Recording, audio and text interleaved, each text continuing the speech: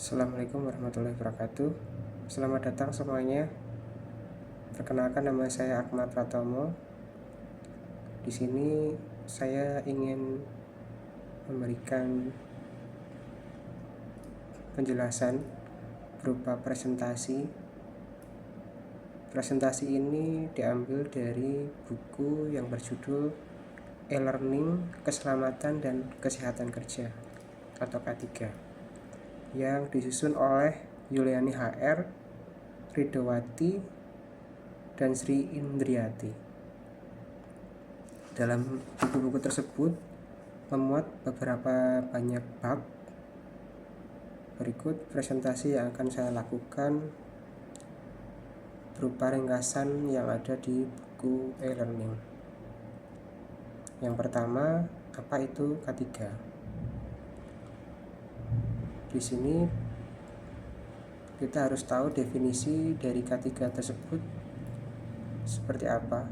Jadi menurut filosofi dan keilmuan, K3 itu adalah upaya menjamin keutuhan dan kesempurnaan jasmani maupun rohani dengan mencegah terjadinya kecelakaan kerja, penyakit akibat kerja, kebakaran, peledakan, dan pencemaran lingkungan. Kemudian tujuan utama dari K3 itu melindungi pekerja, menjamin keamanan alat, dan meningkatkan produktivitas. Dasar hukum K3 di Indonesia itu diatur di Undang-Undang Nomor 1 Tahun 1970. Kemudian di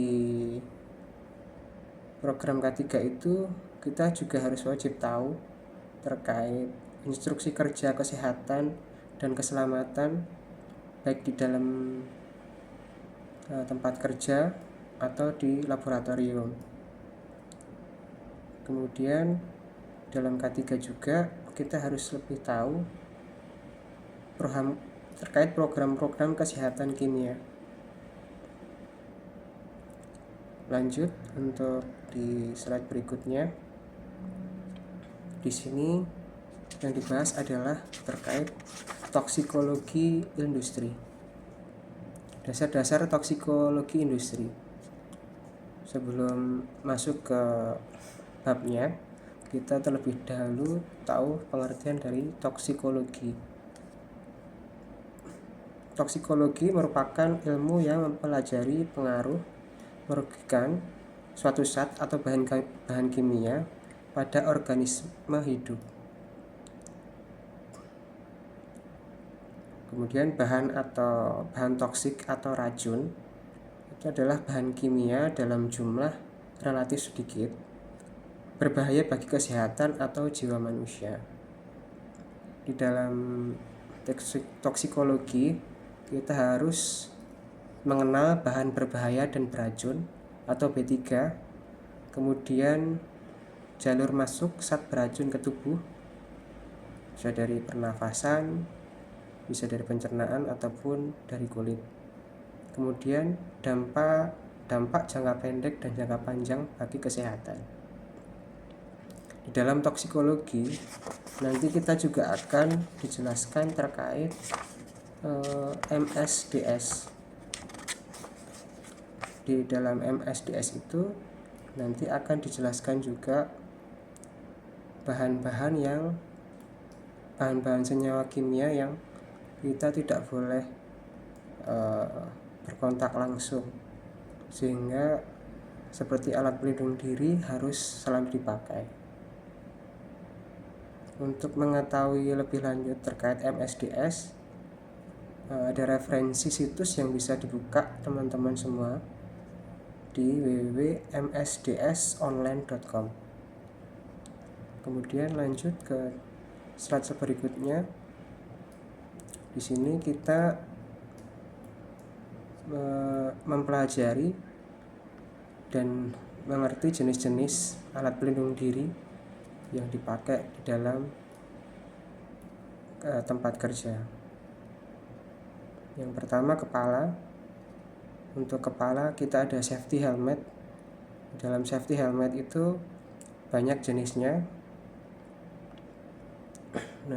di gambar ini kita sertakan jenis-jenis helm yang biasa dipakai. Kemudian yang kedua, pernafasan. Pernafasan di sini ada masker dan respirator. Kedua-duanya fungsinya untuk melancarkan dan melindungi kita dalam bernafas. Kemudian yang ketiga, mata dan wajah. Mata dan wajah ini kita bisa pakai goggles atau face shield. Kemudian yang keempat, tangan dan kaki. Tangan ini bisa sarung tangan. Untuk sarung tangan jenisnya juga banyak. Misal di tempat-tempat laboratorium itu biasanya sarung tangan yang dipakai adalah berbahan latex atau karet. Kemudian untuk sepatu, di sini tujuannya untuk menghindari yang namanya terkena benda-benda tajam di lantai atau kejatuhan barang dari atas, karena sepatunya ini sangat kuat dan biasanya diprioritaskan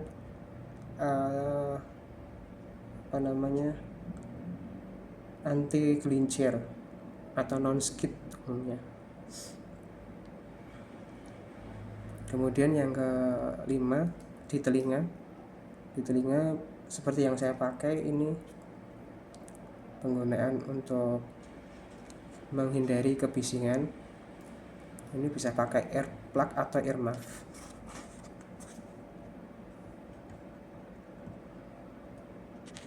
Kemudian di slide selanjutnya membahas terkait manajemen resiko atau risk assessment. Di sini dalam buku ini menjelaskan mengidentifikasi bahaya dengan menemukan potensi bahaya di tempat kerja. Kemudian penilaian risikonya juga. Dari penilaian itu kita bisa tahu atau menghitung besar kecilnya resiko. Kemudian pengendalian resiko. Bagaimana cara pengendalian resiko? Bisa dengan cara eliminasi, substitusi, rekayasa teknik, administrasi, dan APD.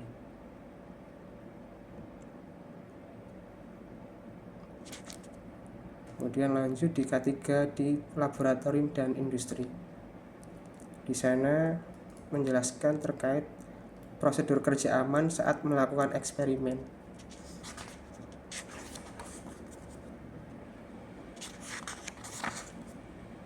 Kemudian penyimpanan bahan kimia yang benar. Dan yang ketiga, tanda bahaya atau signal dan simbol keselamatan.